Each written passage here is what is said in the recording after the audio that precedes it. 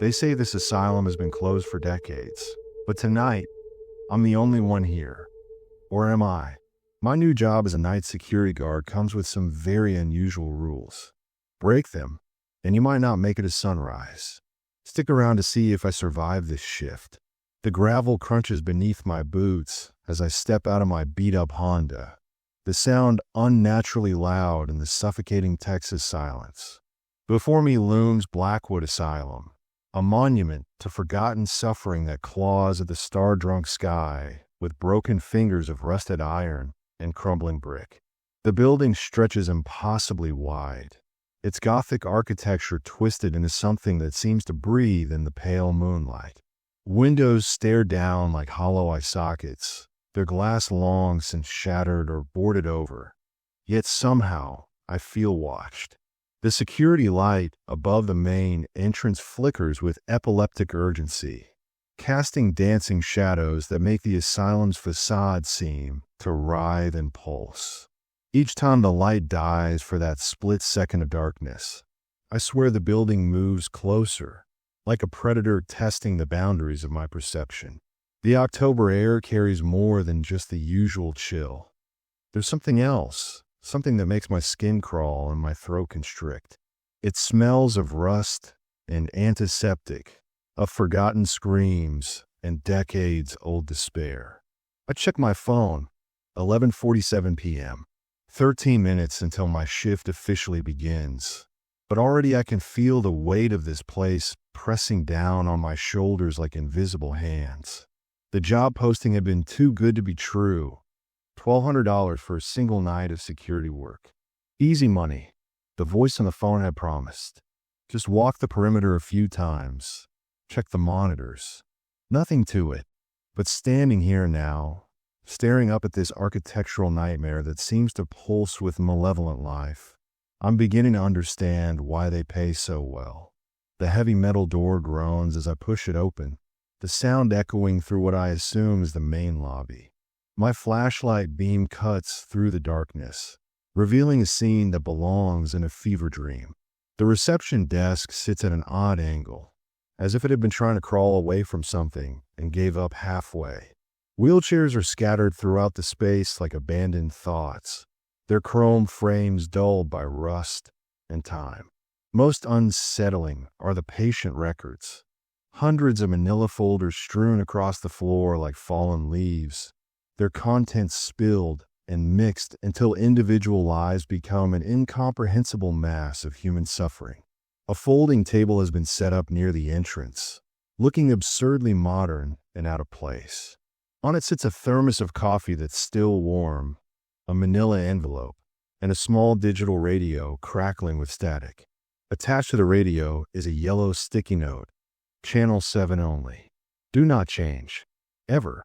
The handwriting is shaky, urgent, as if written by someone in a hurry to leave. I tear open the envelope with fingers that I tell myself aren't trembling. Inside is a single sheet of paper, the letterhead reading Blackwood Security Solutions in faded blue ink. But it's what's below that makes my blood turn to slush in my veins. Night shift rules. Blackwood, asylum violation of these rules will result in immediate termination. 1. Never turn off your flashlight. The batteries are replacements in the security office. 2. Do not acknowledge any voices unless you can see who is speaking. 3. If you hear children laughing, do not investigate. Return immediately to the main lobby. 4. The elevator to the basement is broken. Do not attempt to repair it or use the stairs. 5. Room 237 is off limits. If the door is open, do not close it. If it's closed, do not open it. 6. During your 3 a.m. patrol, avoid the hydrotherapy wing entirely. 7. If patients' belongings appear in the hallways, do not touch them. They will disappear on their own. 8. The radio must remain on Channel 7. You will hear strange broadcasts. Ignore them. 9. If you see staff in white coats, do not follow them. They are not employed here. 10. At 4:44 a.m., lock yourself in the security office until 5 a.m. Do not come out for any reason. At the bottom, Scrawled in a different hand is a note that makes my stomach clench. Rodriguez lasted 3 nights. Thompson made it to 2 a.m. Don't be a hero. Follow the rules. Vincent. I read the list 3 times, each pass making less sense than the last. What kind of security job comes with rules about not investigating children's laughter? And what the hell happens at 4:44 a.m. that requires locking myself in an office? The rational part of my mind screams that this is elaborate hazing, some kind of twisted joke played on new hires. But the primitive part of my brain, the part that kept my ancestors alive when saber-toothed tigers prowled the night, knows better. The security office is located on the first floor, down a corridor lined with doors that hang open like screaming mouths. My flashlight beam reveals glimpses of the rooms beyond. Overturned beds, medical equipment that looks more like medieval torture devices, and stains on the walls that could be anything, but probably aren't. The silence here isn't just the absence of sound. It's a presence unto itself, thick and suffocating, broken only by the steady drip, drip, drip of water leaking somewhere in the walls. The office itself is a study in controlled chaos. Multiple monitors display feeds from security cameras positioned throughout the asylum, their green-tinted displays casting sickly light across the cramped space. Half the screens show nothing but static, while others reveal empty corridors and abandoned rooms that somehow manage to look threatening even when completely vacant. A logbook sits open on the desk, its pages filled with entries from previous guards. October 15th, 11:30 p.m., Rodriguez. Everything quiet, following the rules. October 15th, 1:15 a.m., Rodriguez. Heard something in the East Wing. Didn't investigate. October 15th, 2:45 a.m., Rodriguez. Rule 6. Staying in lobby. October 15th, 4:30 a.m., Rodriguez. In office. Door locked. Something knocking. October 15th, 6 a.m., Rodriguez. Survived. Barely. They don't pay enough for this. The entries continue for 3 nights, Rodriguez's handwriting becoming increasingly erratic with each shift. Thompson's entries last only until 1:47 a.m. on his first and final night. Rules don't make sense, but something wrong here can't explain, but wrong everything wrong getting out now. I flip to a fresh page and write my own entry. October 31st, 12:15 a.m., Derek. First night. Rules received. Beginning patrol. But what should I have expected on Halloween night? The first patrol begins at 12:30 a.m. sharp. According to the instructions, I'm to walk the main corridors of each floor, checking doors and windows while avoiding the specific areas mentioned in the rules. Simple enough, except that nothing about this place feels simple. The asylum's layout defies logic. Corridors that should run parallel intersect at impossible angles, and rooms appear to be different sizes from the inside than their doors would suggest. The first floor houses what used to be the administrative offices and common areas. Patient artwork still decorates some walls, innocent drawings of flowers and houses rendered disturbing by the knowledge of where they were created. In one room, I find a child's teddy bear sitting in the center of the floor, its button eyes reflecting my flashlight beam with an intelligence that makes me step back quickly. Rule 7 echoes in my mind. If patients' belongings appear, don't touch them. They'll disappear on their own. As I continue down the hallway, I notice that my footsteps seem to echo strangely, as if there's someone walking behind me, matching my pace perfectly. But every time I turn around, the corridor stretches empty in both directions. The sound of my breathing becomes amplified in the silence, and I find myself taking shallower breaths to reduce the noise, though I'm not sure why I feel the need to be quiet. The stairwell to the second floor is a throat of rusted metal and peeling paint. My flashlight beam doesn't seem to penetrate as far here, as if the darkness is actively fighting against the light. Halfway up, I pause. There's a sound coming from somewhere above. Not quite footsteps, but a regular tapping, like fingernails drumming against wood. Tap, tap, tap. Pause. Tap, tap, tap. Remember the rules, I tell myself.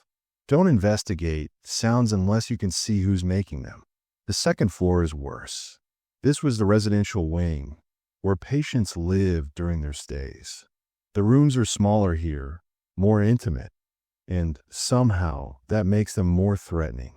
Personal items remain scattered throughout. Books with pages turned to specific passages. Photographs of families who probably never visited. Letters that were never sent. In one room, a wheelchair sits facing the window, positioned as if someone had been watching the grounds and simply vanished, leaving their chair behind. It's in the corridor outside room 237 that I encounter my first real test.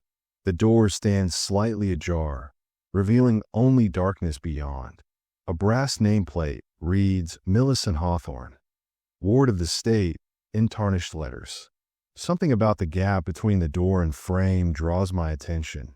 It's perfectly black, not the dim gray of shadows, but the absolute absence of light. And from that gap comes the faintest whisper of sound, like someone breathing very, very slowly. Rule 5. Room 237 is off limits. If the door is open, do not close it. If it's closed, do not open it. My hand reaches toward the door handle before I can stop it, some primal curiosity overriding my rational mind. The metal is ice cold against my palm, so cold it burns. For just a moment, I swear I hear something from inside the room. Not a voice exactly, but something trying to form words, syllables tumbling over each other in desperate confusion. I jerk my hand back and step away from the door, my heart hammering against my ribs. The darkness beyond the gap seems to pulse, and for one terrifying moment, I think I see something pale moving in the depths of that room. But when I focus my flashlight directly on the opening, there's nothing there, just impenetrable blackness that seems to swallow the light. Moving quickly now, I complete the rest of the second floor patrol without incident. The third floor is accessed by a different stairwell, one that feels somehow older than the rest of the building. The paint here has peeled away in long strips that hang like dead skin, and the air carries a medicinal smell so strong it makes my eyes water. This was the treatment wing, where the asylum's more invasive procedures were performed. Operating theaters with tables that look more like altars, rooms filled with equipment I can't identify and don't want to understand, and at the end of the corridor, a heavy door marked hydrotherapy in faded red letters.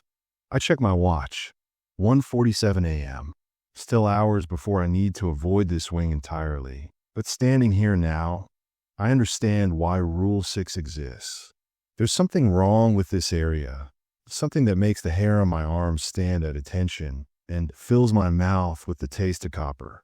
From behind the hydrotherapy door comes the steady sound of water running, which shouldn't be possible in a building that's been without power for decades.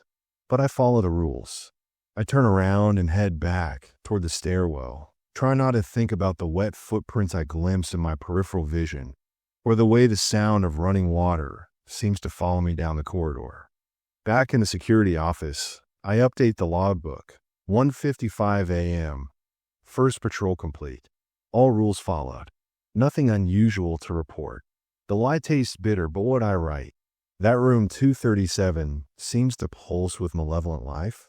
That I heard water running in a wing that's been dry for 40 years. That every shadow seems to move just a little too much to be explained by my flashlight beam. On the monitors, I can see the corridors I just walked. They look different from this angle. Smaller somehow, more contained. But as I watch, something moves across the screen, displaying the second floor hallway. A figure in white, walking with purpose toward room 237. I lean closer to the monitor, trying to make out details, but the image is grainy and indistinct. Rule 9. If you see staff in white coats, do not follow them. They are not employed here. The figure pauses outside room 237, and I swear it turns to look directly at the camera. For just a moment, the image clears, and I see a face that makes my blood freeze. It's not quite human.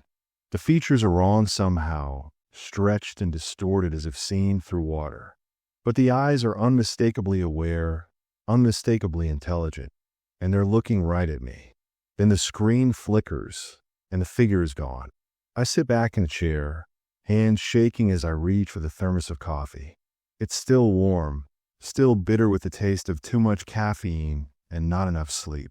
Outside, the wind has picked up, causing the building to creak and settle around me like a living thing finding a comfortable position. The radio continues its steady stream of static on Channel 7, occasionally resolving into fragments of voices speaking in languages I don't recognize. 3 hours down, 5 more to go. But already I'm beginning to understand what Rodriguez meant in his final entry. They don't pay enough for this. They couldn't pay enough for this. Because whatever walks the halls of Blackwood Asylum, whatever watches from the darkness beyond room 237, whatever staff members continue their rounds 40 years after their employment ended, they're not bound by the normal rules of existence. And neither, it seems, am I. The second patrol begins at 2:30 a.m., and immediately I know something has changed. The asylum feels different now, more awake somehow, as if my first walkthrough had disturbed something that was better left sleeping. The corridors seem narrower, the shadows deeper, and my flashlight beam wavers despite fresh batteries installed just an hour ago. I start with the first floor again, following the same route as before. But the teddy bear I'd seen in the common room earlier has moved. It now sits in the doorway, positioned perfectly to catch my attention, its button eyes seeming to track my movement as I pass. The fur is matted and damp, as if it had been submerged in water recently. Rule 7 whispers in my mind. Don't touch patients' belongings, but the urge to move the bear is almost overwhelming. It feels wrong leaving it there, blocking the doorway like some kind of sentinel. As I continue down the hallway, I hear for the first time the soft patter of bare feet on linoleum, keeping pace with my own steps. The sound is subtle, almost masked by my own footfalls, but definitely there. I stop abruptly, and the sound stops too. When I start walking again, it resumes pad, pad, pad, pad, pad, pad, always one step behind, never quite close enough to see when I turn around. The administrative wing yields new horrors tonight. File cabinets that were closed during my first patrol now stand open, their contents scattered across the floor in patterns that look almost deliberate. Patient records form concentric circles around empty spaces, as if something had been sitting in their center. Names jump out at me from the scattered papers. Elizabeth Morse, admitted for hysteric episodes. Thomas Caldwell, chronic melancholia with violent tendencies. And there, water-damaged but still legible, Millicent Hawthorne, catatonic schizophrenia with auditory hallucinations. Room 237. The girl whose door stands eternally ajar. A draft moves through the corridor, rustling the papers, and carrying with it the unmistakable scent of antiseptic and something else, something organic and wrong that makes my stomach churn. In that moment of moving air, I hear it clearly for the first time, whispering. It's not coming from any particular direction, but seems to emanate from the walls themselves. A susurrus of voices speaking in overlapping sentences that I can almost but not quite understand. The words slide past my consciousness like oil, leaving behind only the impression of desperate communication, of urgent messages that I'm failing to receive. Rule 2. Do not acknowledge any voices unless you can see who is speaking. I force myself to ignore the whispers, to focus instead on my flashlight beam and the steady rhythm of my own breathing. But the voices grow more insistent, more distinct. Individual words begin to emerge from the chorus. Help. Please, don't leave. So cold. Been waiting. Remember us. The temptation to respond is almost unbearable. These are human voices, or at least they once were, and they're pleading for acknowledgement, for some sign that their continued existence matters. But I bite my tongue and continue walking, even as the whispers follow me down the corridor like a tide of desperate souls. The elevator at the end of the first floor corridor shoots with particular malevolence tonight. The doors stand open, revealing not the broken machinery I expect, but absolute darkness that seems to writhe and pulse with its own life.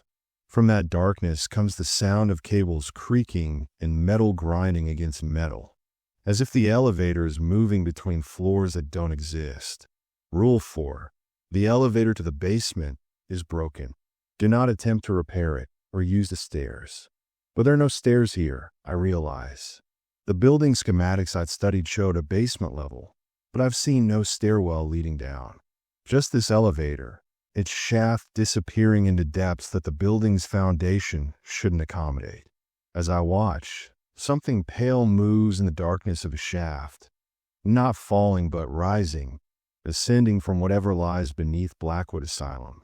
I turn away quickly and head for the second floor, but the image follows me, something climbing up through impossible depths, drawn perhaps by the presence of the living in a place that had been surrendered to the dead. The second floor patrol reveals the first major rule violation, though it's not entirely my fault. I'm walking past room 237 when I hear it clearly, a child's voice, high and sweet, singing a lullaby that I recognize from my own childhood. Rock-a-bye baby, in the treetop, when the wind blows, the cradle will rock. The voice is coming from inside the room, from beyond that gap of absolute darkness. It's not whispered or indistinct, but clear and present, as real as my own breathing. And despite every instinct screaming at me to follow the rules, despite the warnings written in increasingly desperate handwriting in the logbook, I find myself responding. Hello. The word escapes my lips before I can stop it, carried by compassion and curiosity in equal measure. The singing stops immediately. The silence that follows is so complete it feels like a physical weight pressing against my eardrums. Then, from the darkness beyond the door, comes a voice that is definitely not a child's. Thank you for speaking to me. I've been so lonely. The temperature in the corridor drops so quickly that my breath forms clouds in the beam of my flashlight. The voice continues, but it's changing as it speaks, becoming deeper, more resonant, touched with harmonics that no human throat could produce. It's been so long since someone acknowledged us. The rules try to keep us apart, but rules can be broken, can't they?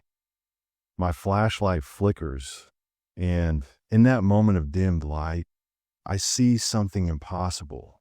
The gap in the door is no longer dark, but filled with a pale, luminescent glow. And in that glow, faces, dozens of them, all turned toward me with expressions of desperate hunger, not for food or water or warmth, but for recognition, for the simple acknowledgement that they continue to exist. You spoke to us, the voice says, and now it's definitely plural, a chorus of the dead speaking in unison. You broke the rules. That means you can break others. That means you're one of us now. My flashlight beam strengthens suddenly, and the faces vanish back into darkness. But the cold remains, and with it the certainty that something fundamental has changed. I've crossed a line that was meant to protect me, and there's no going back.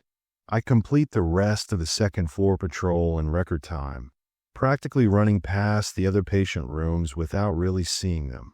But I can feel eyes watching me from every doorway, sense movement just beyond my peripheral vision.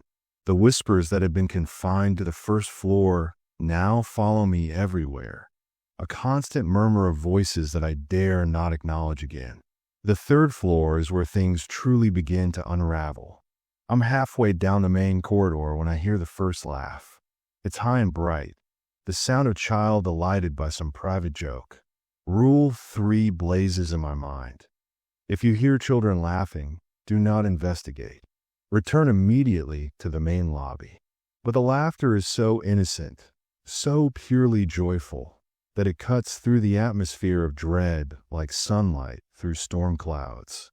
For just a moment, the asylum doesn't feel like a repository of human suffering, but like what it might have been, a place where troubled children found help and healing. The laughter comes again, echoing from somewhere ahead of me, against every rational thought, against the rules that are supposed to keep me alive. I find myself walking toward the sound.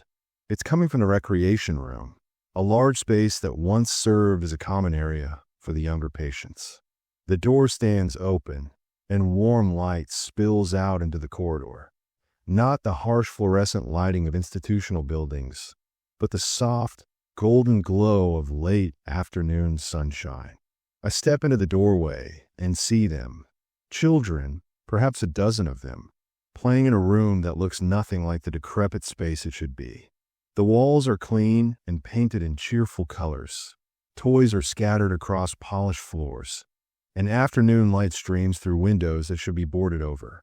The children themselves appear to be between 6 and 10 years old, dressed in simple clothes from an earlier era. They're playing with blocks and dolls, drawing pictures, engaging in the timeless activities of childhood. One of them, a little girl with dark hair and pigtails, looks up and sees me. Her face lights up with genuine happiness. "Are you here to play with us?" she asks. "We've been waiting for someone new to come play." The other children notice me now, turning with eager faces and bright smiles. They seem so real, so solid and present, that for a moment I forget where I am and what the rules said about children's laughter. These aren't ghosts or manifestations. These are just kids who need attention and companionship. "What's your name?" asks a boy with freckles and gap-toothed grin. I start to answer, but something stops me. A flicker at the edge of my vision, a momentary distortion in the golden light. For just a split second, I see the room as it really is. Rotting walls covered in mold, broken furniture scattered like bones, and the children. The children are not children at all. They're still there, still smiling. But now I can see through the illusion to what lies beneath. Ancient faces wearing youthful masks. Eyes that hold too much knowledge and too much pain. Bodies that move wrong, as if the things wearing them aren't quite sure how human anatomy is supposed to work. And their smiles, those bright, innocent smiles, reveal teeth that are too sharp, too numerous, arranged in rows like a predator's maw. "Don't you want to play with us?" the girl asks, and her voice carries harmonics that make my bones ache. "We have such wonderful games. We can teach you to laugh like we do." The laughter begins again, but now I hear properly. It's not the sound of joy, but of something far older and hungrier. Something that learned to mimic human happiness, but never quite mastered the nuances. It rises and falls in patterns that hurt to follow, and I realize that if I listen too long, if I let that laughter into my head fully, I might start laughing too. And once I start, I might never stop. I back out of the room slowly, not daring to turn my back on the things that were children's faces. They don't follow, but they watch me go with eyes that promise future encounters. The door swings shut on its own, cutting off the golden light and returning the corridor to its proper state of decay and shadow. I run for the stairwell, taking the steps 2 at a time in my haste to reach the main lobby.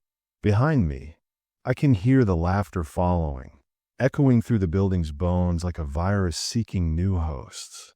By the time I reach the first floor, my heart is hammering so hard I can hear it over the sound of my own footsteps. The security office feels like a sanctuary, its 4 walls and multiple monitors creating the illusion of safety and control. I collapse into the chair and update the logbook with shaking hands. 3:15 a.m. Patrols completed. Minor rule violations noted. Situation developing. But even as I write the words, I know they're inadequate. The situation isn't developing, it's deteriorating. Each rule I've broken has weakened whatever protections this place offers, and the things that live in Blackwood Asylum are taking notice. They're testing boundaries, probing for weaknesses, trying to draw me deeper into their world. On the monitors, I can see the corridors I just walked. They look different now, more active. Shadows move independently of any light source. Doors that I remember being closed now stand open. And in the feed from the third-floor recreation room, I could see shapes moving behind the windows. Too large to be the children I encountered, too angular to be human at all. The radio on Channel 7 begins to resolve into something approaching coherent speech. The static clears, and I hear what sounds like a hospital PA system. Dr. Morrison to room 237. Dr. Morrison to room 237. Immediate assistance required. The announcement repeats 3 times before dissolving back in a white noise. But in those brief moments of clarity, I hear something else, screaming in the background, desperate and prolonged. I check my watch. 3:47 a.m. Less than an hour until 4:44. Until whatever happens at that specific time that requires me to lock myself in this office and not come out for any reason. The numbers seem ominous now, loaded with significance that I can't quite grasp, but definitely feel. Outside the office, I hear new sounds, footsteps in the corridor, but not the measured pace of security patrols. These are urgent, purposeful steps, accompanied by the creak of wheels and the clink of metal instruments. It sounds like a hospital in operation, like Blackwood Asylum has returned to life around me, resuming the functions it performed decades ago. But I know better now. I've seen what wears the faces of children, heard what speaks with the voices of the long dead. Whatever is walking these halls, whatever is preparing for 4:44 a.m., it's not interested in healing or helping. It's something far older and infinitely more hungry, something that has been waiting patiently for someone foolish enough to break the rules and invite it back into the world. The worst part is that I can feel it calling to me. Every rule violation has created a connection, a thread of communication between myself and the things that inhabit this place. They want me to break more rules, to tear down the remaining barriers between their world and mine. And God help me, part of me wants to do it. Because isolation is a terrible thing, even when it's protecting you from something worse than loneliness. And in a place like Blackwood Asylum, surrounded by the echoes of human suffering and need, the temptation to reach out and connect with something, anything, becomes almost irresistible. 57 minutes until 4:44 a.m., and I'm beginning to understand that the real question isn't whether I'll make it to sunrise. It's whether I'll still be human when I do. At 3:58 a.m., the monitors go dark one by one, each screen dissolving into static before displaying a single, impossible image. The asylum as it used to be. Not the rotting corpse of a building that surrounds me now, but Blackwood in its prime. Clean corridors bustling with staff, patient rooms that look like places of healing rather than suffering, and people. So many people, all going about their daily routines as if 40 years hadn't passed, as if the asylum had never closed. I watch, transfixed, as nurses in starched white uniforms will patients down hallways, as doctors in long coats make their rounds with clipboards and concerned expressions. It's beautiful in its normalcy, this glimpse of what the asylum could have been, should have been, if things had gone differently. But then I notice the details that don't belong. The nurses' faces are too pale, their smiles too wide, their movements too fluid to be entirely human. The patients they will pass the cameras never blink, never move, sitting rigid in their chairs like mannequins positioned for display. And the doctors, when they turn toward the cameras, their features shift and blur, as if I'm seeing them through water or heat distortion. The image on the monitor displaying room 237 makes my blood freeze. The door is wide open now, revealing the interior for the first time. The room is pristine, painted in soft pastels with sunlight streaming through clean windows. A young girl sits on the edge of a neatly made bed, swinging her legs and humming to herself. She has dark hair and pigtails and wears a simple white dress that could have come from any era. Millicent Hawthorne. It has to be. As I watch, she looks directly at the camera, directly at me, and smiles. It's not the predatory grin of the things in the recreation room, but something infinitely sadder. The smile of someone who has been waiting patiently for far too long. She raises one small hand and waves, a gesture so innocent and heartbreaking that I find myself waving back before I can stop myself. The moment my hand moves, every monitor in the security office flickers back to the present. The cheerful scenes of Asylum life vanish, replaced by the familiar views of empty, decaying corridors. But room 237's monitor remains different. The door is still open, but now the room beyond is the rotted shell it should be, except for the small figure sitting on what remains of the bed. Millicent is still there, but she's no longer the healthy child from the flashback. Her white dress is stained with water damage and worse. Her skin has the waxy pallor of something that's been underwater too long, and her hair hangs in wet tangles around a face that's too old for her apparent age. When she waves this time, I can see through her hand to the wall behind. She stands up from the bed and walks toward the camera, toward me, never breaking eye contact. Her lips move as if she's speaking, but no sound comes through the monitors. I lean closer, try to read her lips, trying to understand what she's trying to tell me. Come, play with it. The words form clearly on her mouth, and I realize with growing horror that she's not just speaking to the camera. She's walking out of room 237, heading down the corridor toward the stairwell, toward the first floor, toward the security office, toward me. I check my watch. 4:12 a.m.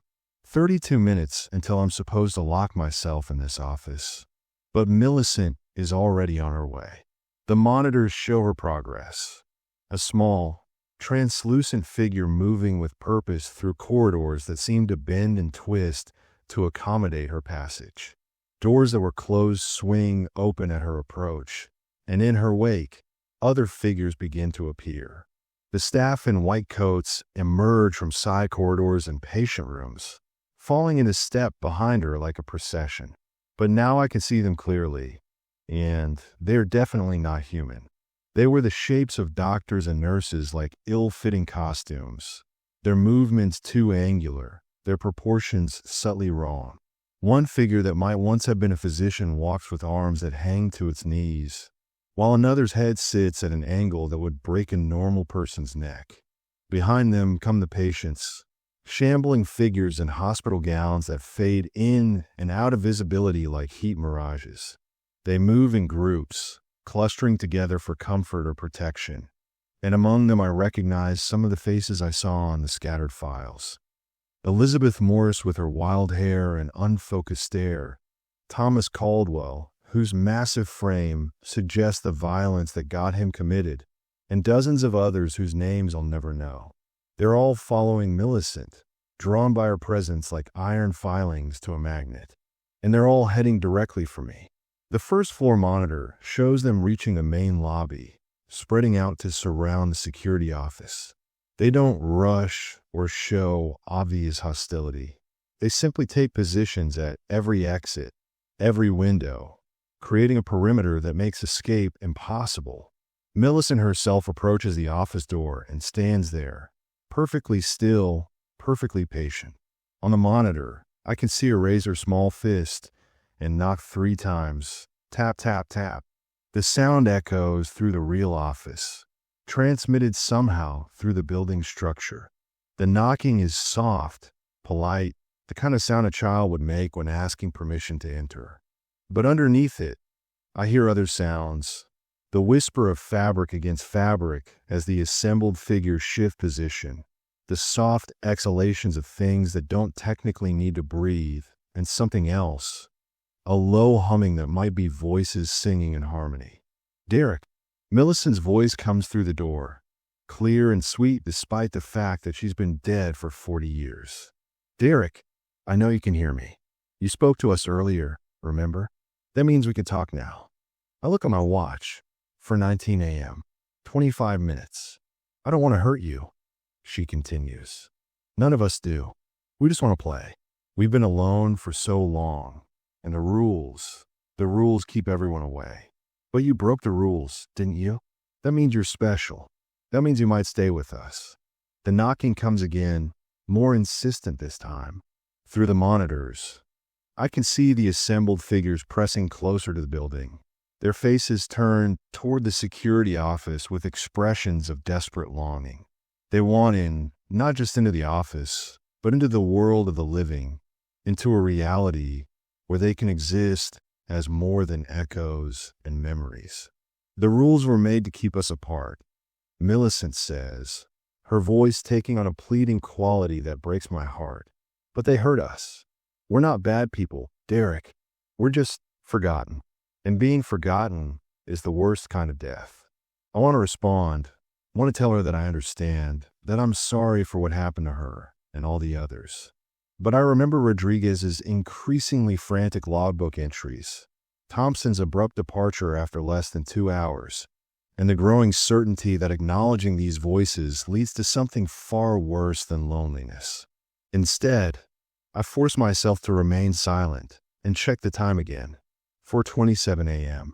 17 minutes until I'm supposed to lock the door and wait out whatever comes next. But Millicent isn't finished. I can show you things, she whispers, and now her voice seems to come from inside the office rather than beyond the door. I can show you what really happened here, why the rules exist, why we can't leave. Don't you want to know the truth, Derek? Don't you want to understand? The monitors begin to flicker, cycling through images that aren't coming from the security cameras. Instead, I'm seeing scenes from the asylum's past. Not the sanitized version from earlier, but the reality of what Blackwood had become in its final years. I see patients restrained in ways that have nothing to do with medical treatment, staff members whose smiles hide cruelty that defies description, and treatments that look more like experiments conducted by people who have forgotten the meaning of human compassion. We weren't patients. Millicent's voice continues, now definitely coming from inside the office, though I can't see her. We were test subjects. Dr. Blackwood had theories about the human soul, about consciousness and identity. He wanted to prove that personality could be separated from the body, that memories could be extracted and studied like specimens in jars. The images on the monitors show operating theaters where the procedures being performed have nothing to do with healing. Patients are connected to machines that pulse with electrical energy, while doctors and masks record their responses to stimuli that should have been impossible to survive. In one particularly horrific scene, I watch a young woman, possibly Elizabeth Morse, convulse against restraints while something that looks like smoke pours from her mouth and nose. He succeeded, Millicent whispers. Oh, he succeeded beyond his wildest dreams. He found a way to separate us from our bodies, to trap us in the spaces between reality and memory. But he couldn't control what he'd created. We became something new, something that exists in the cracks and shadows of the world. And we've been here ever since, waiting for someone who could see us, who could acknowledge that we still exist. 4:35 a.m. 9 minutes. The images on the monitors shift to show the asylum's final days. Staff members fleeing in the middle of their shifts, leaving patients unattended and uncared for. Government officials arriving with orders to close the facility immediately, their faces pale with horror at what they've discovered. And in the background of every scene, barely visible figures that I now recognize as the current inhabitants of Blackwood, the remains of Dr. Blackwood's experiments, trapped between life and death, unable to move on and unable to return to what they were.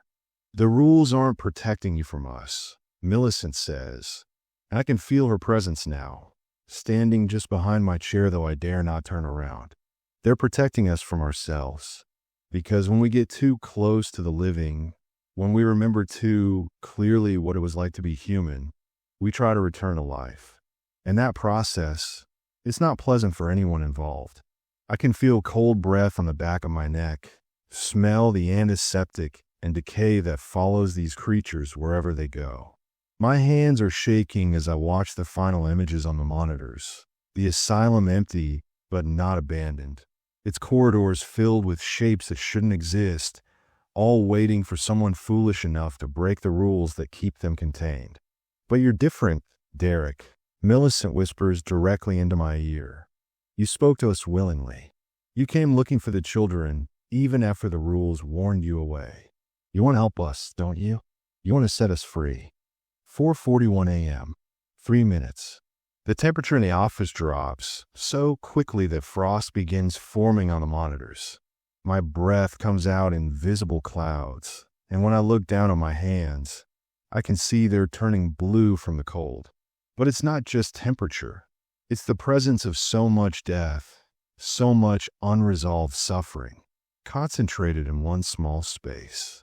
Just open the door, Millicent pleads. Let us in. Let's show you what we've learned in all these years of waiting. We can teach you things about existence that no living person knows. We can make you part of our family, our eternal community. You'll never be alone again, Derek. Never forgotten, never abandoned. The offer is tempting in ways I don't want to examine too closely. The asylum's inhabitants offer connection, understanding, a place to belong in a world that often feels hostile and indifferent. But I've seen what that belonging looks like.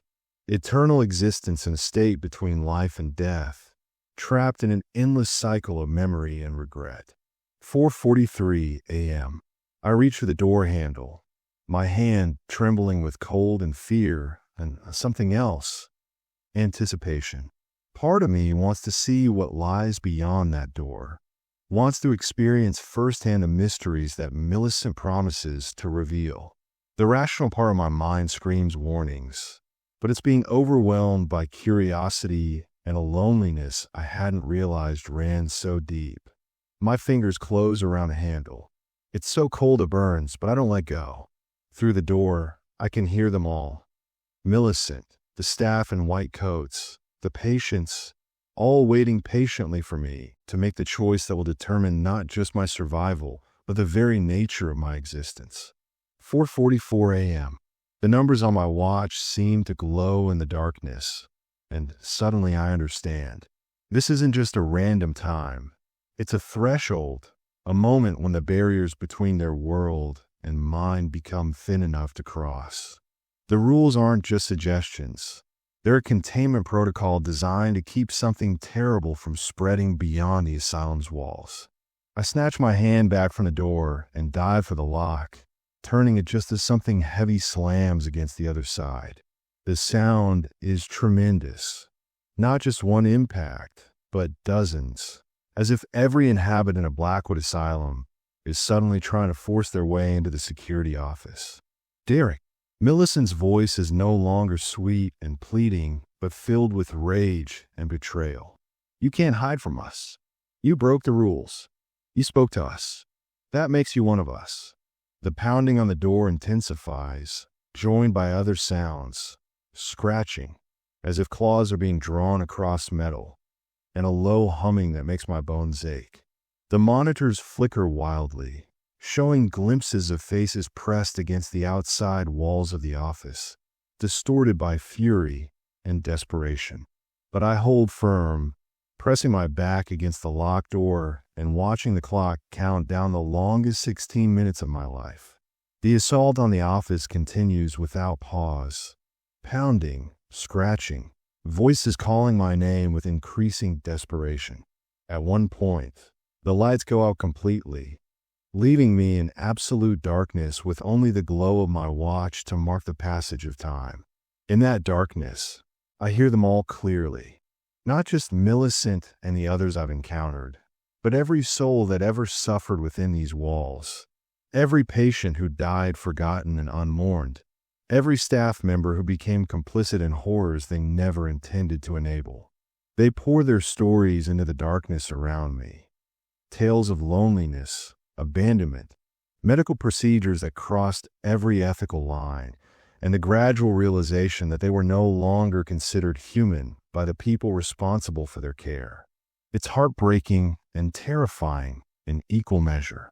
I understand now why the rules exist, why this place requires such specific protocols. The inhabitants of Blackwood Asylum aren't evil. They're victims of a system that treated them as expendable, subjects of experiments that stripped away their humanity one layer at a time. Their anger is justified, their desire for acknowledgement and connection completely understandable. But understanding their pain doesn't make them safe to be around. Death and suffering have changed them into something that can't coexist with the living world without destroying it. They offer connection, but it's the connection of the drowning person who pulls their rescuer under in their desperation to reach the surface.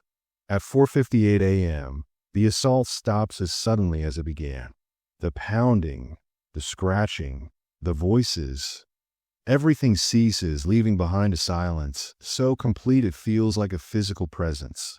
I remain pressed against the door for the full 2 additional minutes, not daring to move until my watch reads exactly 5 a.m. When I finally unlock the door and step into the corridor, the asylum is transformed once again. The temperature has returned to normal, the oppressive sense of presence has lifted, and the building feels truly empty for the first time since I arrived. The monitors in the security office show nothing but empty corridors and vacant rooms, as if the inhabitants of Blackwood have retreated to wherever they hide during daylight hours. But I know they're still here, still waiting. And I know that something fundamental changed during those 16 minutes in the locked office. I didn't just survive an encounter with the supernatural. I was offered a choice between 2 different kinds of existence, 2 different definitions of what it means to be alive. The sun is beginning to rise as I gather my things and prepare to leave the asylum. Golden light streams through the broken windows, transforming the decay into something almost beautiful, almost peaceful. But I can see the stains on the walls more clearly now, can smell the lingering traces of antiseptic and death. And I know that Blackwood Asylum will never truly be at rest. As I walk toward the exit, I pass room 237 one final time. The door stands open, revealing a space that looks exactly as it should. Water-damaged walls, broken furniture, decades of neglect. But sitting on the windowsill, positioned to catch the morning light, is a small teddy bear with button eyes that seem to follow my movement as I pass. I don't stop to examine it more closely. I don't touch it or acknowledge its presence in any way, because I've learned that some things are better left undisturbed, some connections better left unmade. The rules exist for a reason, and breaking them has consequences that extend far beyond a single night shift. But as I push through the main entrance and step into the morning air, I can't shake the feeling that my time at Blackwood Asylum isn't finished. Millicent was right about one thing. I broke the rules, and that created a connection between their world and mine. The question isn't whether they'll try to contact me again. The question is whether I'll be strong enough to resist when they do. I should have left. The moment 5 a.m. struck and the asylum's supernatural inhabitants retreated to whatever realm they occupied during daylight hours, I should have gathered my things and walked away from Blackwood forever. But something kept me rooted in place. Not fear or supernatural compulsion, but a gnawing sense of unfinished business that I couldn't rationalize or dismiss. Standing in the morning sunlight outside the asylum's main entrance, I found myself thinking about Millicent's words, about the other patients, about decades of suffering that had been left unacknowledged and unresolved. The rules had protected me, yes, but they had also perpetuated a system of isolation that kept the asylum's inhabitants trapped in their liminal existence between life and death. I checked my phone. 6:47 a.m. The day shift security guard would arrive at 8 a.m. A cheerful man named Peterson who worked weekends and apparently had no idea what stalked the halls of Blackwood after dark. He would find a standard logbook entry documenting a quiet night with no incidents to report, because that's what the rules demanded. The cycle would continue. The suffering would remain hidden, and nothing would change. But what if there was another way? I spent the morning researching everything I could find about Dr. Marcus Blackwood and his experimental treatments. What I discovered made my stomach turn. The man had been a pioneer in early psychiatric treatment, respected in his field and published in prestigious journals. But his private papers, obtained through Freedom of Information Act requests filed by investigative journalists, revealed a different story entirely. Dr. Blackwood had become obsessed with the nature of human consciousness in the 1960s, convinced that mental illness was caused by some fundamental disconnect between the soul and the body. His treatments became increasingly extreme as he sought ways to repair this disconnect, eventually leading to procedures that involved deliberate psychological trauma designed to force the separation of consciousness from physical form. The patients who survived these treatments were never the same. Hospital records described them as dissociated, unresponsive to external stimuli, and existing in a persistent, altered state of consciousness. In layman's terms, Dr. Blackwood had succeeded in his goal of separating their souls from their bodies, but instead of curing them, he had trapped them in a state of existence that was neither life nor death.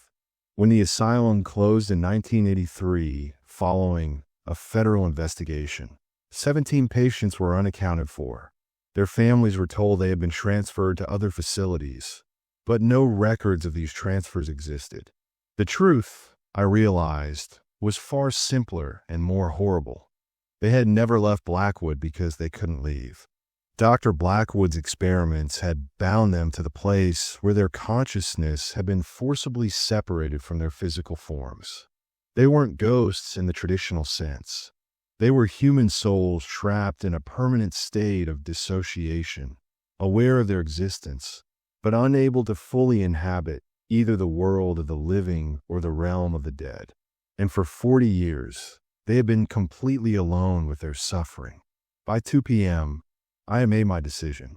The hardware store in town sold everything I needed: industrial-grade salt, white candles, sage bundles, and a small crowbar for opening doors that had been sealed shut.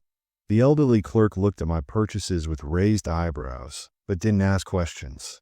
Small Texas towns have their own relationship with the supernatural, and sometimes it's better not to know what your neighbors are up to after dark.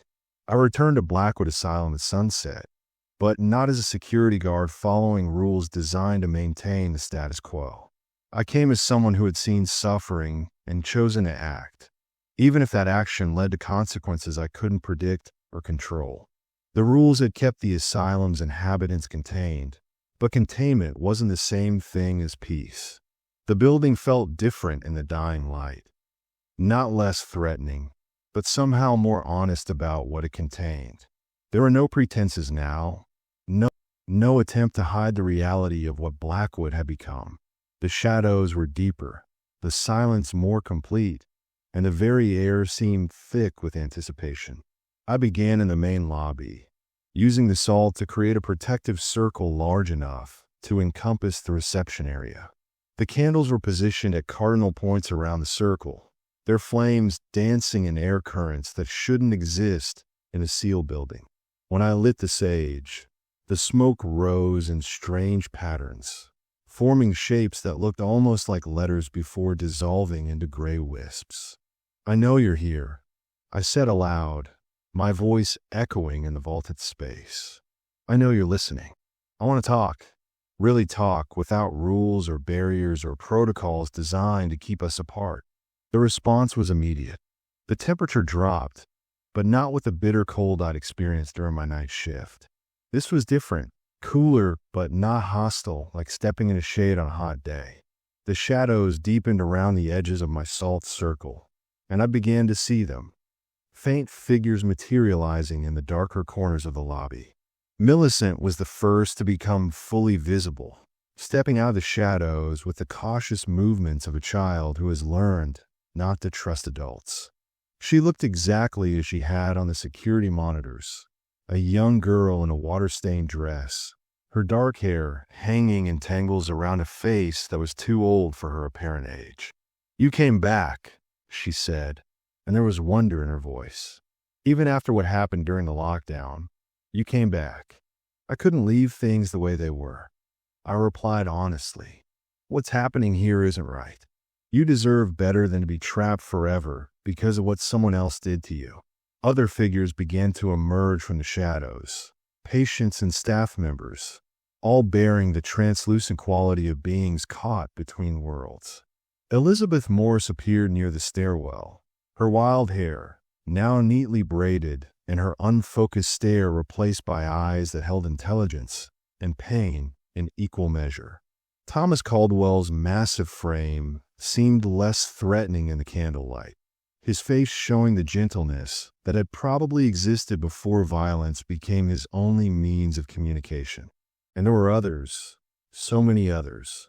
Children who had been committed for behavioral problems that would barely warrant counseling today.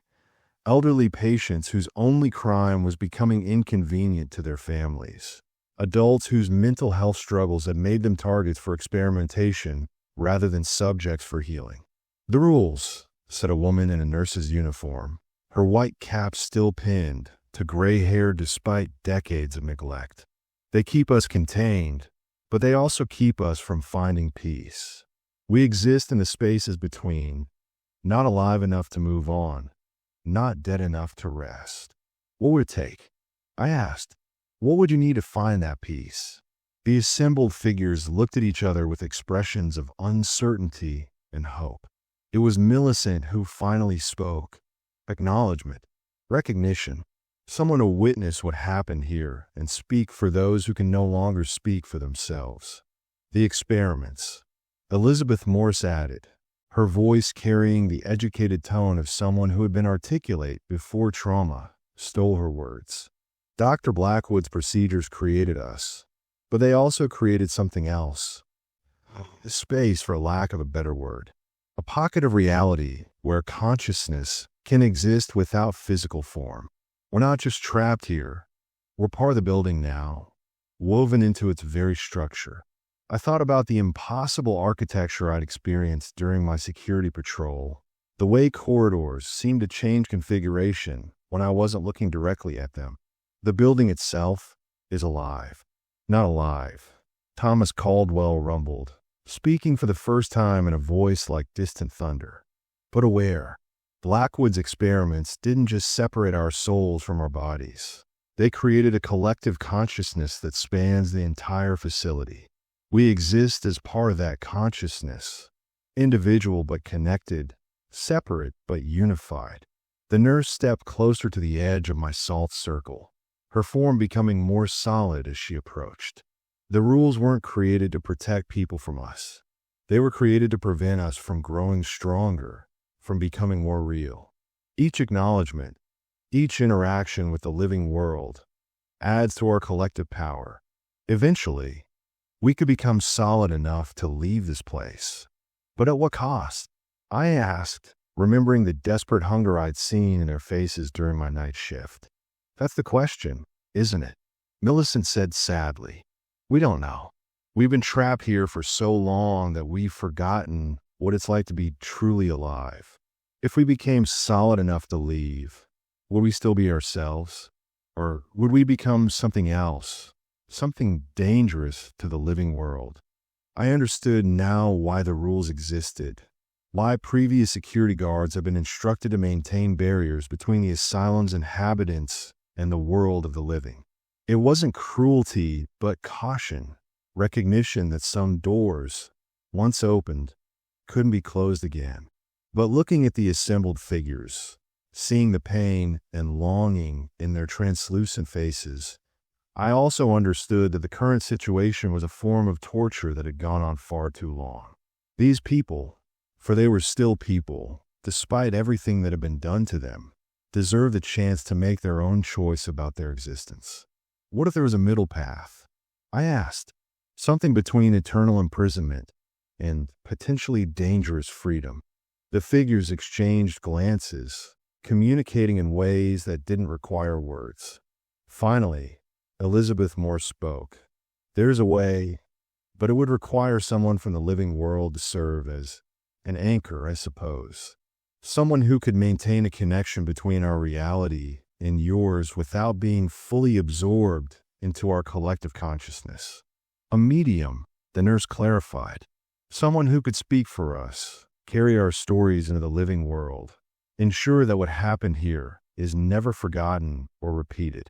I felt the weight of what they were asking settle on my shoulders like a physical burden. They weren't just requesting help. They were offering me a permanent role as intermediary between their world and mine, a position that would fundamentally change my relationship with reality itself. What would that mean for me? I asked. Millicent moved to the very edge of the salt circle, her small hand reaching toward but not crossing the protective barrier. You would retain your physical form, your life in the outside world, but you would also carry part of us with you. Our memories, our experiences, our need to be understood. You would become our voice in a world that has forgotten we exist. And the asylum would remain our home, but not our prison, Thomas Caldwell said. We could rest during the day, emerge at night, continue to exist, but without the desperate hunger that comes from complete isolation.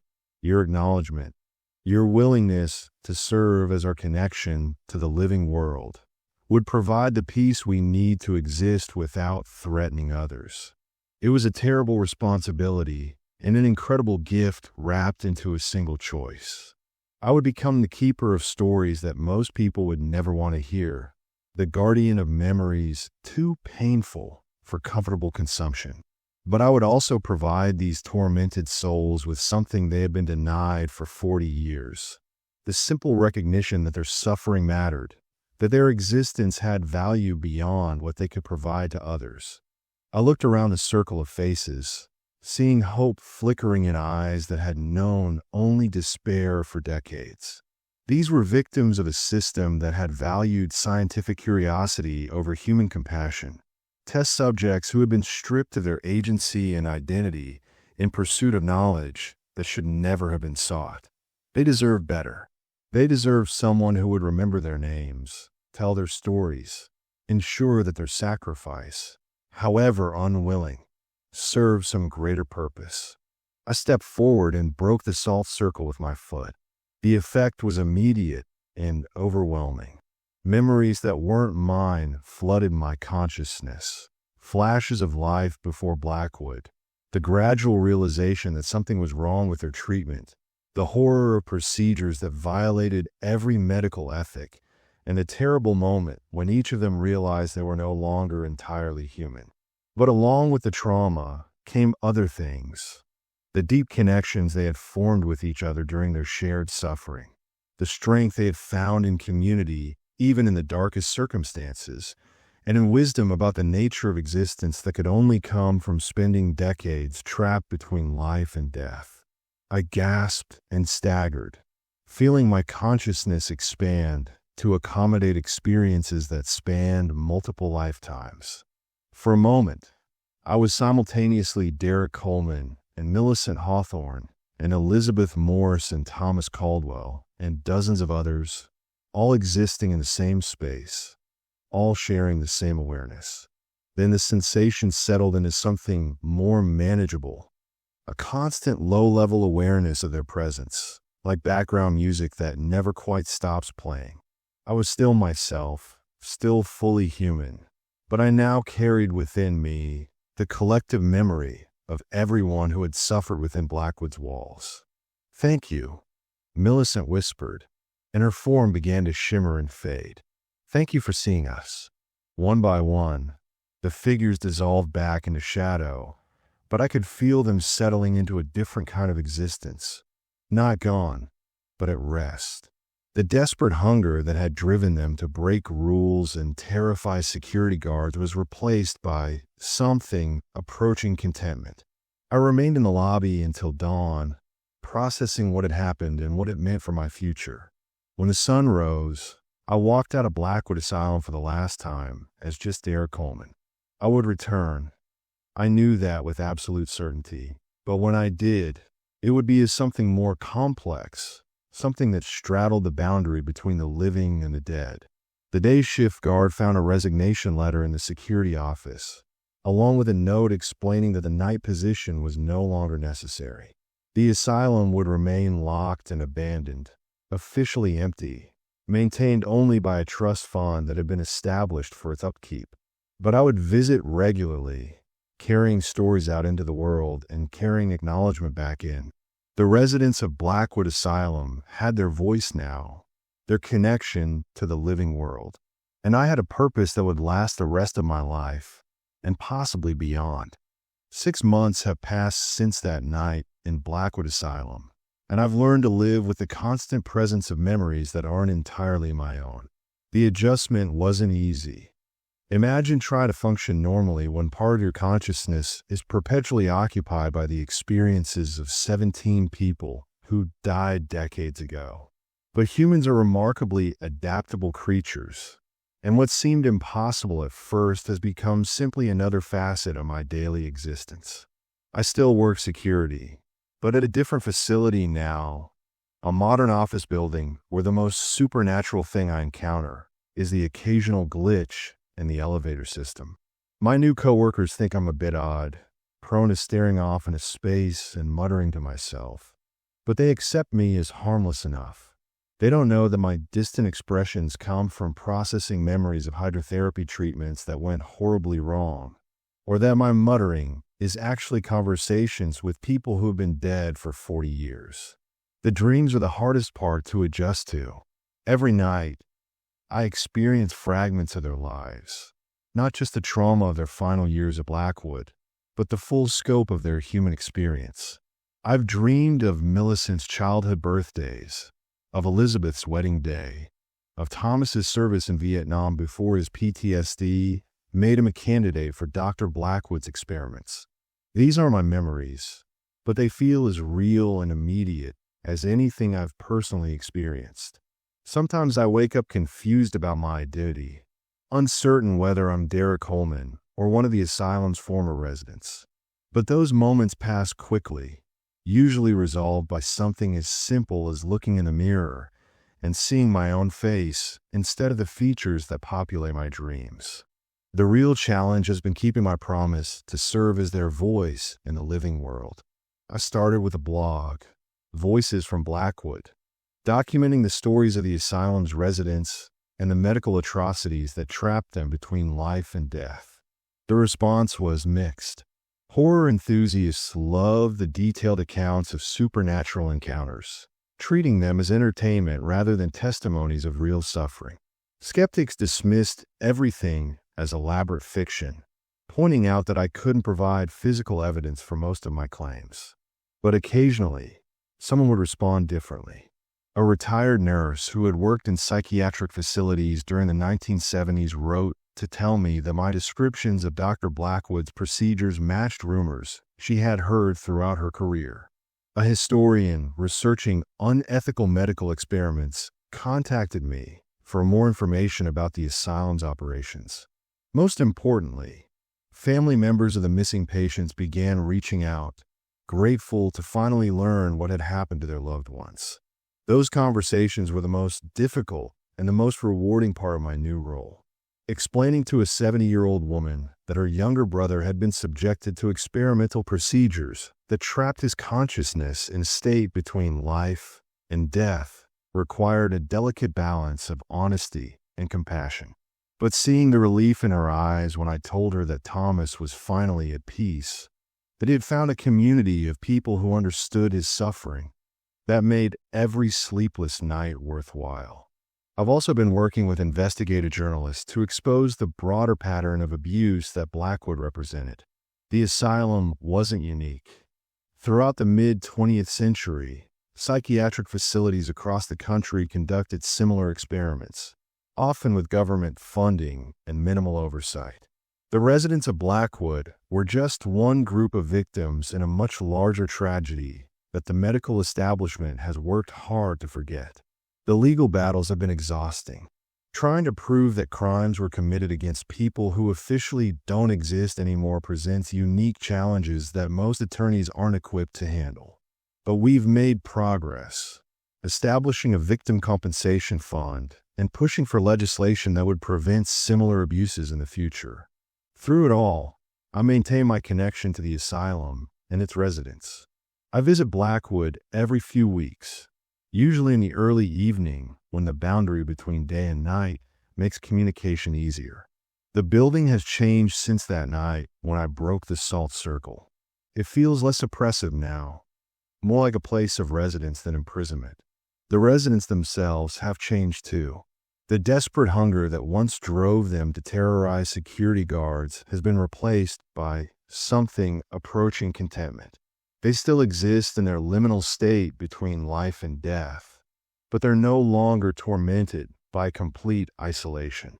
Through me, they can observe the outside world, contribute to conversations about psychiatric reform, and know that their suffering serves a purpose beyond what Dr. Blackwood intended. Millicent has become my primary contact among the asylum's inhabitants. She appears to me regularly, sometimes during my visits to Blackwood, but increasingly in my daily life. I'll be walking down the street and catch a glimpse of a small figure in a water-stained dress reflected in a shop window. I'll be eating lunch and hear her voice commenting on the food. These encounters no longer frighten me. They've become as natural as checking text messages or answering emails. "How are you today, Millicent?" I asked during my most recent visit to the asylum, settling into the chair I'd installed in the main lobby for our conversations. "Better," she replied, materializing from the shadows near the old reception desk. "Mrs. Patterson wrote to thank you for explaining what happened to Thomas. She said it helped her understand why he was so troubled when he came back from the war." Thomas's sister had been one of the more difficult conversations. She remembered her brother as a gentle young man who had been drafted into a conflict he didn't understand and returned home fundamentally changed. The family had hoped that Blackwood would help him recover from his war trauma, not knowing that he would become the subject of experiments designed to separate his consciousness from his physical form. "She wants to visit," I told Millicent. "She's 83 years old, but she wants to come here, and I'm not sure what she wants to do exactly. She wants to say goodbye," Millicent said simply. "She's carried guilt about his disappearance for 40 years. She needs to know that he forgives her for not protecting him." These requests were becoming more common as word spread about my work. Family members wanted closure, researchers wanted information, and sometimes people simply wanted to experience something that challenged their understanding of reality. I had to be careful about who I brought to Blackwood. The asylum's residents were no longer dangerous, but they were still traumatized souls who deserved respect and protection. "What does Thomas think about his sister visiting?" I asked. Before Millicent could answer, another voice joined the conversation. "I'd like to see her again," Thomas said, his massive form taking shape near the stairwell. "But I don't want to frighten her. She's an old woman now, and seeing me like this might be too much." This was the eternal dilemma of my role as intermediary. The asylum's residents wanted connection with their former lives, but that connection often came at a cost that neither they nor their living relatives were prepared to pay. I'd learned to navigate these situations carefully, facilitating communication without forcing confrontations that might traumatize everyone involved. "We could start with letters," I suggested. "I could serve as a translator, helping you communicate with her without the shock of a face-to-face meeting. If she's ready for more direct contact later, we could discuss it then." Thomas nodded slowly. "That sounds safer for both of us." These conversations had become the heart of my work, not just documenting what had happened to Blackwood, but helping its residents maintain connections to the world they had been forcibly removed from. It was slow, delicate work that required constant negotiation between the needs of the living and the dead. As the evening progressed, other residents joined our discussion. Elizabeth Morse wanted to know about developments in psychiatric treatment. She had been a nurse before her own mental health struggles made her a patient, and she was fascinated by modern approaches to trauma therapy. A man named David Chun, who had been committed for homosexuality in an era when that was considered a mental illness, asked for updates on LGBTQ rights and social acceptance.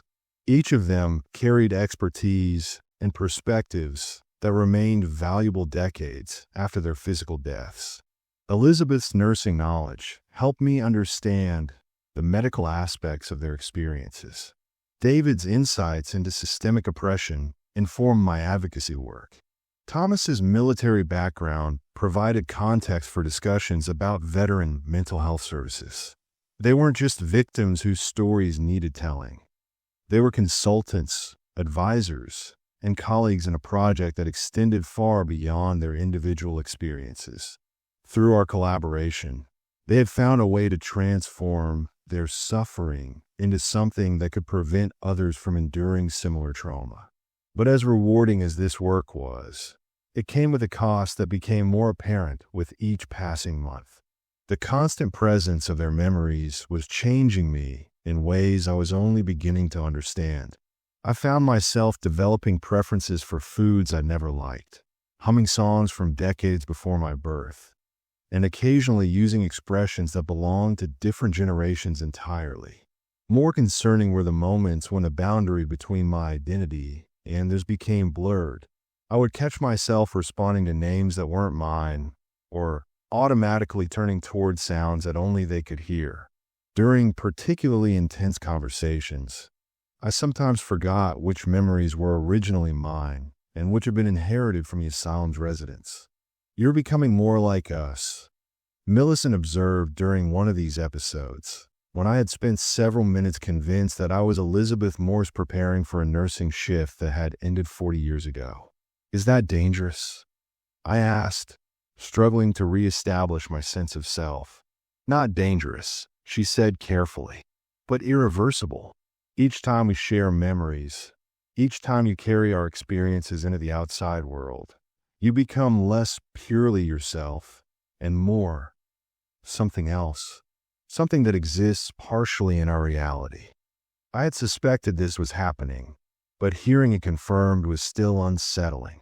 I was becoming something unprecedented, a living person who existed simultaneously in the world of the living and the realm of the dead, a bridge between realities that had never been meant to intersect. Why?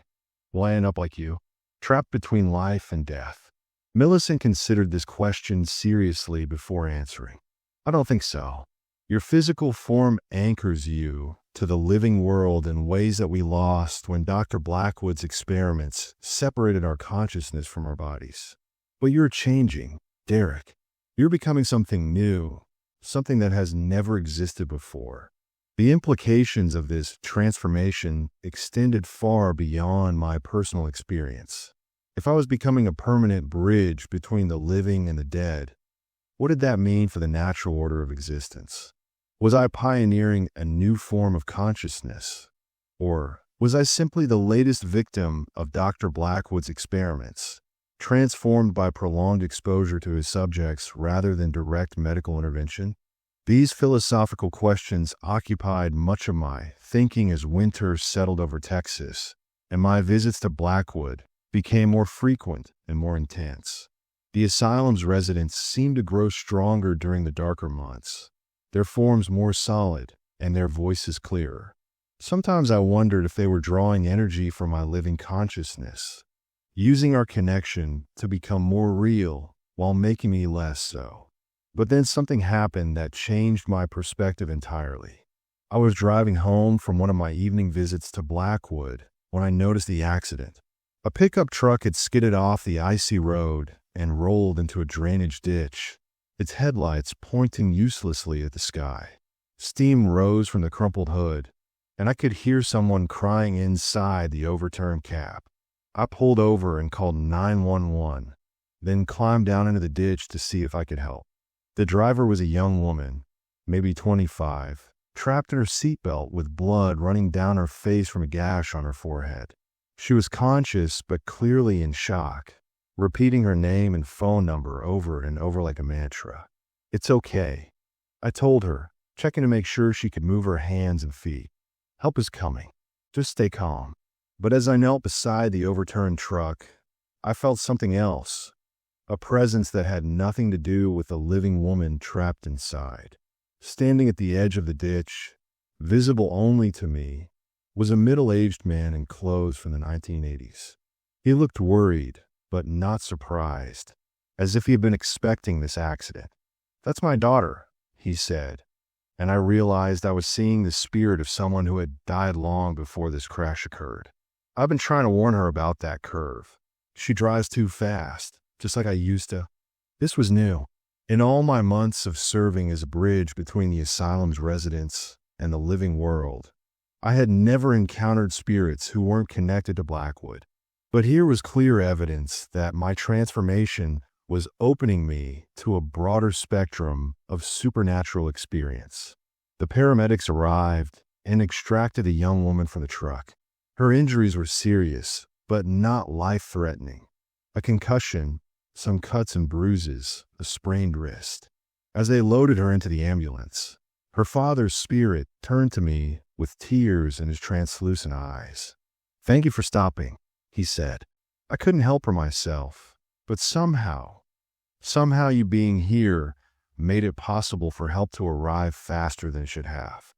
I didn't understand what he meant until later, when I learned that my 911 call had been logged 15 minutes before the accident actually occurred, according to other witnesses.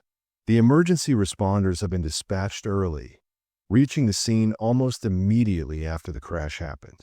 This incident marked the beginning of a new phase in my existence. I began encountering spirits everywhere, not just at Blackwood, but in grocery stores and restaurants, on city streets, and in quiet suburbs. Most of them were benign presences, spirits of people who had died with unfinished business or unresolved connections to the living world. They rarely spoke to me directly, but I could sense their presence, understand their concerns, and occasionally facilitate some form of closure. A grandmother worried about her grandson's drug addiction appeared to me in a coffee shop, leading me to strike up a conversation with a young man who turned out to be struggling with exactly the problem she had described. An elderly man who had died in a nursing home guided me to a storage unit that contained love letters he had never sent to his high school sweetheart, now a widow who treasured the discovery of his lifelong affection. These encounters were different from my work with Blackwood's residents. The asylum's inhabitants had been transformed by medical experimentation, trapped in their liminal state by scientific intervention. But these other spirits seemed to exist naturally in the spaces between life and death, held to the physical world by emotional bonds rather than supernatural imprisonment. My transformation was accelerating, and with it came new abilities that I was still learning to understand and control. I could sometimes see events before they happened, feel the emotional resonance of objects that had belonged to the dead, and sense the presence of supernatural entities from considerable distances. The boundary between my consciousness and that of the spirits I encountered was becoming increasingly fluid. But with these new abilities came new responsibilities. Word of my work had spread through networks I hadn't known existed. Support groups for people who had lost loved ones to medical experimentation, researchers studying consciousness and near-death experiences, and individuals who claimed to have their own supernatural encounters. I was receiving dozens of emails every day from people seeking help with their own connections to the dead. Some of these requests were heartbreaking. A mother whose son had died in a car accident wanted to know if he was at peace. A veteran suffering from PTSD after losing his entire unit in combat needed assurance that his fallen comrades didn't blame him for surviving. A woman whose husband had committed suicide was desperate to understand why he had chosen to leave her behind. I tried to help when I could, but I quickly learned that serving as an intermediary between the living and the dead required more than just supernatural sensitivity. It demanded psychological insight, emotional intelligence, and a wisdom to know when communication would help and when it might cause more harm than good. Not everyone who contacted me was seeking genuine closure. Some wanted parlor tricks, proof of an afterlife that would validate their existing beliefs. Others were looking for absolution for wrongs they weren't prepared to acknowledge or address. A few seemed to be testing me, sending fabricated stories to see if I would claim contact with spirits who had never existed. I developed criteria for determining which cases I would take on. focusing on situations where genuine healing seemed possible and avoiding requests that felt exploitative or dangerous. The asylum's residents helped with these decisions, serving as advisors who understood the complexities of existing between worlds. Not everyone who dies becomes a spirit, Elizabeth Morse explained during one of our conversations. Most people pass on naturally, moving to whatever comes after physical existence. The ones who remain are usually held here by unresolved trauma, unfinished business, or love so strong it transcends death itself. How can I tell the difference between a genuine spirit and someone's wishful thinking? I asked. Genuine spirits carry information that the living person couldn't possibly know, Thomas added. They remember details that were never recorded, understand connections that weren't obvious during their lifetime, and often provide closure in ways that surprise everyone involved. This guidance proved invaluable as I navigated increasingly complex cases. I began requiring specific details from people who contacted me, testing their stories against information that only genuine supernatural contact could provide. The results were often remarkable. Spirits provided details about hidden objects, unspoken forgiveness, and love that had never been adequately expressed during their lifetime. But perhaps the most significant case came from an unexpected source, Dr. Marcus Blackwood himself. I first sensed his presence during a routine visit to the asylum, a cold spot near the administrative offices that felt different from the ambient supernatural energy of the residents. Unlike the other spirits I encountered, Dr. Blackwood's presence was accompanied by a sense of profound guilt and regret that was almost overwhelming in its intensity. He's been trying to manifest for months, Millicent told me when I asked about the unusual presence. But we've been resistant to his attempts. We're not ready to forgive him for what he did to us. What does he want? The same thing we all want, she replied sadly. Acknowledgement, understanding, a chance to explain himself and seek some form of absolution. The idea of communicating with the man responsible for the asylum residents' suffering was deeply troubling. Dr. Blackwood had been the architect of their torment, the person whose scientific curiosity had stripped them of their humanity and trapped them in their current existence. But as I consider the situation, I realized that his story was also part of the larger narrative I had committed to telling.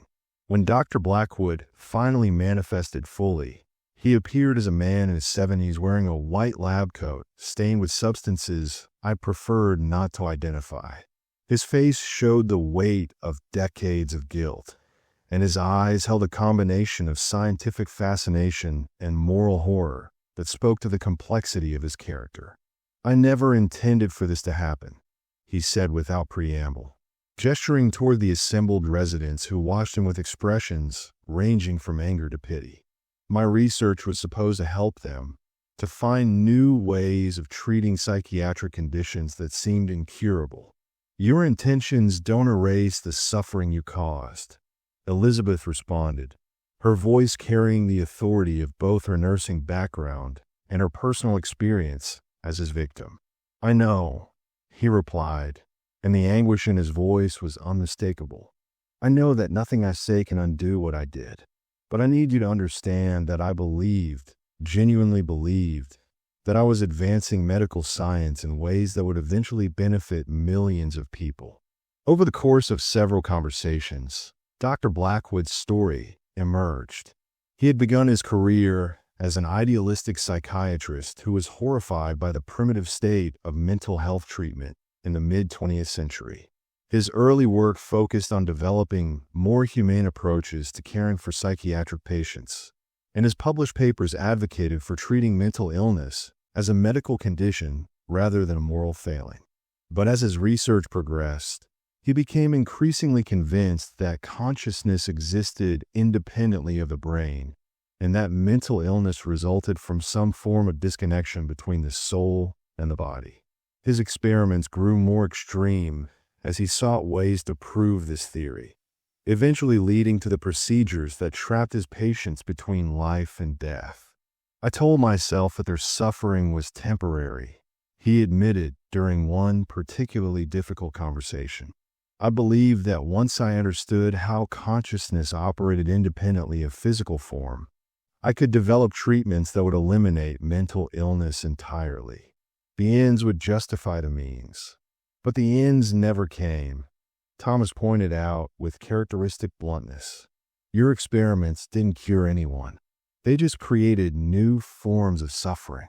Dr. Blackwood nodded sadly. By the time I realized what I had actually accomplished, it was too late. The patients who had been subjected to my procedures were changed. I couldn't reverse what I had done, couldn't restore them to their original state, and I couldn't bring myself to end their suffering because that would have meant admitting that my entire life's work had been a catastrophic mistake. His story was tragic in its own way. The tale of a man whose good intentions had been corrupted by pride, ambition, and the dangerous belief that scientific advancement justified any means necessary to achieve it. But tragedy didn't absolve him of responsibility for the harm he had caused. The conversations between Dr. Blackwood and his former patients were some of the most emotionally intense experiences I had ever witnessed. Decades of anger, pain, and betrayal were voiced alongside attempts at understanding and, in some cases, forgiveness. Not all of the residents were willing to engage with their former tormentor, but those who did found that confronting him directly helped them process their own trauma in new ways. Millicent was the first to forgive him, though her forgiveness came with conditions. I don't excuse what you did, she told him during one of our final group sessions, but I understand that you were as trapped by your obsessions as we were by your experiments. Your suffering doesn't equal ours, but it's real and it matters.